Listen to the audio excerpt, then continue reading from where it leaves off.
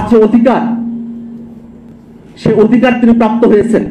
আসসালামু আলাইকুম ভিউয়ার্স, দেশ ও দেশের বাহির থেকে যারা আমার ভিডিওটি প্লে করেছেন জানাচ্ছি আন্তরিক শুভেচ্ছা ও অভিনন্দন। আশা করি সবাই ভালো আছেন, সুস্থ আছেন, আলহামদুলিল্লাহ। তো ভিউয়ার্স, এবার কারামুক্ত হয়ে এটিএম আজহার জাতির উদ্দেশ্যে বক্তব্য প্রদান করলেন এবং দেশ ও আন্তর্জাতিক যে চক্রান্তের ষড়যন্ত্রে বাংলাদেশ থেকে গণতন্ত্র ও ফ্যাসিস্ট শেখ হাসিনা তার রাজত্ব কায়েম করেছিল সেই সম্পর্কে গভীর কিছু তথ্য তিনি আজ কারামুক্ত হয়েই জামাত নেতা কর্মীদের সম্মেলনেই তিনি ফাঁস করলেন। আসুন সরাসরি আমরা সেই জামাত নেতা বিগত 15 বছর ফ্যাসিস্টের নির্যাতনের শিকার এটিএম আজহারুলের বক্তব্য সরাসরি লাইভে দেখব। সো ভিডিওতে যাওয়ার আগে ছোট রিকোয়েস্ট করব, যারা চ্যানেলটি সাবস্ক্রাইব করেননি সকল আপডেট সবার আগে জানতে অবশ্যই চ্যানেলটি সাবস্ক্রাইব করে পাশে রাখবেন। দর্শক আসুন স্ক্রিনে। আপনারা কি সবাই ভালো আছেন? আলহামদুলিল্লাহ। আমি প্রায় 14 বছর কারাগারে থাকার পর আজকে সকালে মুক্ত হলাম। আমি এখন মুক্ত, আমি এখন স্বাধীন। এটা স্বাধীন দেশে আমি স্বাধীন নাগরিক একজন। সম্মানিত ভাই ও বন্ধুগণ, যেহেতু আমরা রাস্তা বন্ধ করে এখানে সমাবেশ আয়োজন করেছি যাতে জনগণের কষ্ট না হয়, এবং আমি যেন তোমাকে নির্দেশ দিয়েছেন খুবই সংক্ষিপ্ত কথা বলার জন্য, আমি শুধু কয়েকটি বিষয় আপনাদের সামনে কথা বলবো। আল্লাহ যদি তৌফিক দান করেন, যদি বেঁচে থাকি অবশ্যই আপনাদের সাথে বারবার দেখা হবে ইনশাআল্লাহ। আমি সর্বপ্রথম আমাদের মহামান্য আদালতকে ধন্যবাদ জানাইতে চাই। তারা ন্যায় বিচার প্রতিষ্ঠার একটা অগ্রণী ভূমিকা পালন করছেন। এতদিন ন্যায় বিচার ছিল না, আদালতকে ব্যবহার করা হয়েছে। এই জন্য আশা করি আমরা সামনের দিনগুলোতে আমাদের আদালত জনগণের আশা আকাঙ্ক্ষা অনুযায়ী তারা জনগণের ন্যায় বিচার যাতে পায় সেই ব্যবস্থাই তারা করবেন। আমি ধন্যবাদ জানাতে চাই আমার মামলায় যে সমস্ত আইনজীবী নিয়োগ করা হয়েছিল, আমি যতদূর পত্র পত্রিকার মাধ্যমে জানতে পেরেছি, পড়তে পেরেছি, তো অত্যন্ত সাবলীল সুন্দর যুক্তি উপস্থাপন করার মাধ্যমে আমার মামলার অসারতা, দুর্বলতা সমস্ত কিছু প্রকাশ করতে পেরেছেন। এবং আন্তর্জাতিকভাবে স্বীকৃত যে এই মামলার মাধ্যমে আমার অতীতের আগের সরকারগুলো কীভাবে নির্মমভাবে আমাদের আগের ভাইদেরকে হত্যাকাণ্ডের মাধ্যমে তাদেরকে দুনিয়া থেকে বিদায় করেছেন। সম্মানিত ভাই বন্ধুগণ, আমি এরপর ধন্যবাদ জানাতে চাই যাদের কারণে আজকে মুক্ত হওয়ার সুযোগ পেয়েছি। সেই 36শে জুলাই অর্থাৎ 5ই আগস্টের মহাবিপ্লবী নায়কদের জন্য আমি ধন্যবাদ জানাতে চাই। তাদের অক্লান্ত পরিশ্রম, আন্দোলন, তাদের মাধ্যমে স্বৈরাচার ফ্যাসিস্ট সরকারের পতন হতে বাধ্য হয়েছিল। এবং সবচেয়ে আমি ধন্যবাদ জানাবো এই ক্ষেত্রে ছাত্র সমাজকে, যারা অতীতের অহংকার গর্বকে আবার প্রতিষ্ঠা করতে পেরেছেন। ছাত্র সমাজই রাস্তায় রাজপথে নেমে রক্ত ঢেলে তারা এই 14.5 বছরের ফ্যাসিস্ট সরকারের সকল জুলুম অত্যাচারের বিরুদ্ধে জনগণকে সাথে নিয়ে তারা রাজপথে যে আন্দোলন গড়ে তুলেছিলেন, যার কারণে দর্ব গর্ব সব চূর্ণ হয়ে বাংলাদেশ নতুনভাবে স্বাধীনতা অর্জন করতে পেরেছে। আমি ধন্যবাদ জানাতে চাই ছাত্র, যুবক, শিক্ষক, সকল পেশাজীবী, সকল নারী পুরুষ, এমনকি শিশু বাচ্চাদেরকেও আমি দেখেছি তারা রাজপথে সেদিন নেমে এসেছিল। সবাইকে আমি ধন্যবাদ জানাতে চাই। আমি ধন্যবাদ জানাতে চাই আমাদের দেশপ্রেমিক সেনাবাহিনীকে, যারা জনগণের পক্ষ না নেওয়ার কারণেই আজকে আমরা এই অবস্থা আসতে সক্ষম হয়েছি। সম্মানিত ভাই ও বন্ধুগণ, আমি ধন্যবাদ জানাতে চাই। আমি দেখেছি, আমাকে বলেছে আমার মুক্তির জন্য আমি একজন নগণ্য ব্যক্তি, অনেকে রোজা রেখেছেন, অনেকে সিয়াম পালন করেছেন, অনেকে মানত করেছেন। আমি তাদেরকে ধন্যবাদ জানাতে চাই। হয়তো ওটা ইসলামী আন্দোলনকে মহব্বত করার কারণেই, ইসলামীকে ভালোবাসার কারণেই, এটা অবশ্যই তারা ধন্যবাদ পাওয়ার যোগ্য। আল্লাহ তাকে উত্তম যাজা দান করুক। সম্মানিত ভাই ও বন্ধুগণ, আমি স্মরণ করছি অত্যন্ত দুঃখ বেদনা ভারাক্রান্ত হৃদয় যারা আমার নেতা ছিলেন, সেই নেতাদেরকে অন্যায়ভাবে হত্যা করা হয়েছে, জুডিশিয়াল কিলিং করা হয়েছে তাদেরকে। আমাদের শ্রদ্ধেয় নেতা বাংলাদেশ জামাত ইসলামীর আমির শহীদ মৌলানা মতিউর রহমান নিজামী, আমাদের শ্রদ্ধেয় নেতা জনাব শহীদ আলী হাসান মোহাম্মদ মুজাহিদ, আমাদের শ্রদ্ধেয় নেতা জনাব মোহাম্মদ কামারুজ্জামান, আমাদের শ্রদ্ধেয় নেতা জনাব মোহাম্মদ আব্দুল কাদের মোল্লা, আমাদের শ্রদ্ধেয় নেতা জনাব মোহাম্মদ আব্দুল কাদের মোল্লা।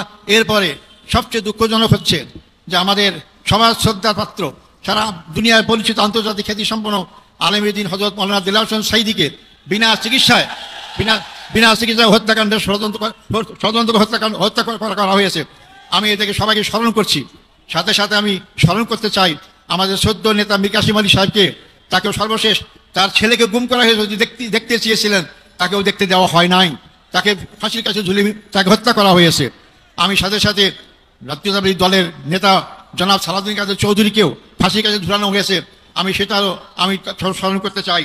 সম্মানিত ভাই বন্ধুগণ, আমরা এর মধ্যেও হারিয়েছি জেলখানায় আমাদের সেই শ্রদ্ধেয় নেতা অধ্যাপক গোলাম আজমকে, আমরা হারিয়েছি আমাদের মৌলানা আবুল কালাম মোহাম্মদ ইউসুফ সাহেবকে, হারিয়েছি আমরা 5 বারের নির্বাচিত এমপি মৌলানা আব্দুল সোবহান সাহেবকে আমরা হারিয়েছি।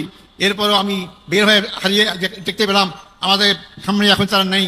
আমাদের আমিরের জামাত, এখনকার আমির জামাতের পূর্বের যে আমির আছেন মকবুল আহমদ সাহেব এবং নাজির আহমদ সাহেব, তাদের সবাইকে আমি শ্রদ্ধা স্মরণ করছি এবং তার শোক সন্তপ্ত পরিবারের সদস্য সহ সবার কাছে আমি তাদের সমবেদনা জ্ঞাপন করছি। আল্লাহ তাদের সবাইকে ধৈর্য ধারণ করে তৌফিক দান করুক। সম্মানিত ভাই ও বন্ধুগণ, আমি এই প্রসঙ্গে বলতে চাই, এই হত্যাকাণ্ডের সঙ্গে যারাই যে পর্যায়ে জড়িত সবাইকে আইনের আওতায় এসে তাদের বিচার করা হোক। আমি জোর করে আবার বলতে চাই, যারাই হত্যাকাণ্ডের সাথে যেখানে যে পর্যায়ে জড়িত সবাইকে আইনের আওতায় নিয়ে এসে তাদেরকে বিচার করা হোক। না হলে এই খারাপ সংস্কৃতি চালু থাকবে, এখান থেকে বেরিয়ে আসতে হবে আমাদেরকে। সম্মানিত ভাই ও বন্ধুগণ, আমি আপনাদের কাছে অনুরোধ করতে চাই, আমার জন্য আন্তরিকভাবে দোয়া চাই আপনাদের কাছে। আমার অপরাধ কি ছিল? আমার অপরাধ ছিল ওমা নাকামু মিনহুম ইল্লা আন ইউমিনু বিল্লাহিল আজিজিল হামিদ, আল্লাহর প্রতি বিশ্বাস, এইটাই তো আমার অপরাধ ছিল। দর্শক, স্ক্রিনে আমরা সে সম্পর্কে বিস্তারিত জানাম। এই বিষয়ে আপনাদের মতামত কমেন্টে জানান, কেউ ভিডিওটি স্কিপ করবেন না। জামাত নেতা এটিএম আজহারকে মুক্তিকে কেন্দ্র করে দেশের এক শ্রেণীর মানুষগুলো ব্যাপক তোলপাড় শুরু করেছেন। এদিকে খুশিও নন বিএনপি। অন্তর্বর্তী সরকার এটা অন্যায় না ন্যায় করলেন, এটা নিয়ে নানান ধরনের প্রশ্ন ছড়িয়ে দিচ্ছে তারা। আসুন সর্বশেষ এ বিষয়ে আরো আপডেট জানবো রিপোর্টে। এটিএম আজহার সাহেবের মুক্তির মধ্য দিয়ে একজন ব্যক্তি ন্যায় বিচার প্রাপ্তির ক্ষেত্রে তার যে অধিকার, সে অধিকার তিনি প্রাপ্ত হয়েছেন। একজন ব্যক্তি এবং একজন মানুষ কোনোভাবেই শুধুমাত্র রাজনৈতিক বিরোধিতার কারণে যেন বিচারের মুখোমুখি হয়ে বিচারের প্রহসনের মধ্য দিয়ে নিজেদেরকে জীবন দিতে না হয়, সে বিষয়টাকে ভবিষ্যতে রাষ্ট্রকে নিশ্চিত করতে হবে। আবার একই সাথে জামাতে ইসলামী তাদের ঐতিহাসিক ভূমিকা এবং পক্ষাবলম্বনের যে দায় রয়েছে সেটাকেও জনগণের কাছে পরিষ্কার করতে হবে। বাংলাদেশে যে নতুন দিনের কথা আমরা প্রত্যাশা করি, সেই নতুন দিনে যাতে কোনো দল, কোনো গোষ্ঠী তারা মানবতা বিরোধী হয়ে না ওঠে, তারা গণহত্যাকারী না হয়ে ওঠে, ফ্যাসিবাদী না হয়ে ওঠে, এর জন্য রাজনৈতিক দলগুলোর মধ্যে সংস্কারের বিষয়ে ঐক্যমত্য তৈরি করতে হবে। যে সংস্কারের আলাপ চলছে, অনেকে বলছেন নির্বাচিত সরকার এসে তারপরে সংস্কারকে সম্পূর্ণ করা হবে। আমরা মনে করি এই কথার মধ্য দিয়ে নির্বাচিত সরকারের উপরে সংস্কারের দায়িত্বভার অর্পণ করার মধ্য দিয়ে সংস্কারকে অনিশ্চয়তার দিকে ঠেলে দেবার একটা মানসিকতা রয়েছে।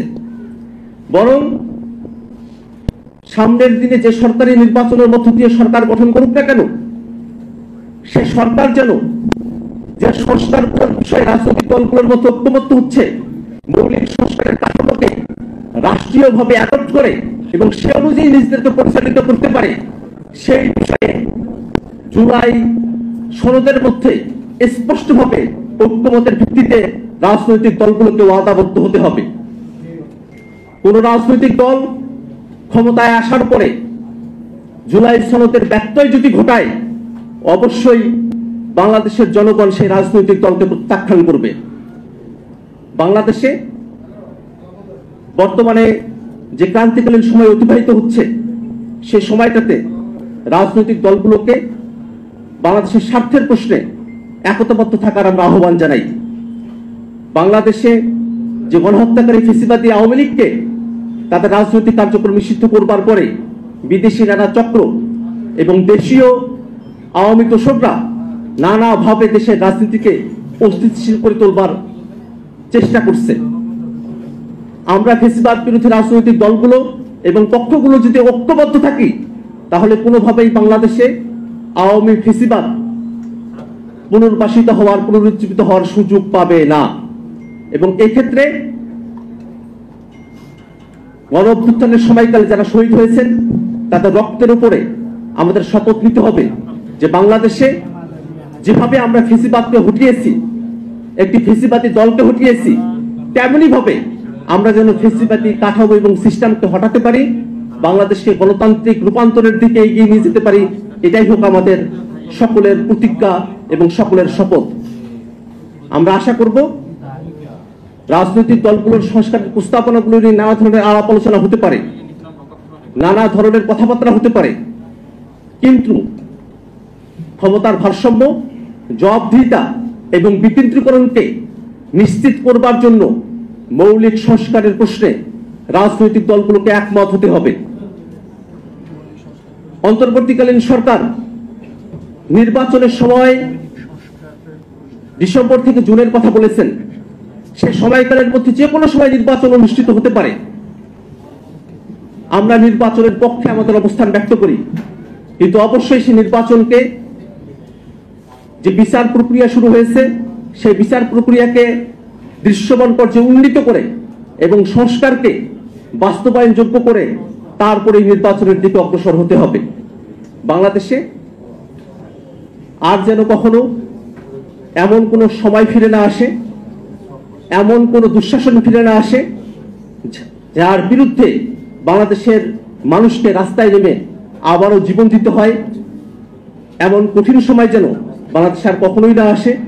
এমন একটি শাসন কাঠামো, এমন একটি রাষ্ট্র কাঠামো, এমন একটি রাজনৈতিক বন্দোবস্তের মধ্য দিয়ে বাংলাদেশ রাষ্ট্রটি সামনের দিনে পরিচালিত হবে, এই আশাবাদ ব্যক্ত করে আজকের দিনে আপনারা যারা এখানে উপস্থিত হয়েছেন এবং যারা আলোচক এবং অতিথিরা এসেছেন, দর্শক মণ্ডলী এসেছেন, তাদের সকলকে জাতীয় নাগরিক পার্টি এনসিপির পক্ষ থেকে ধন্যবাদ জানিয়ে আজকের আয়োজন আমরা এখানেই সমাপ্ত ঘোষণা করছি।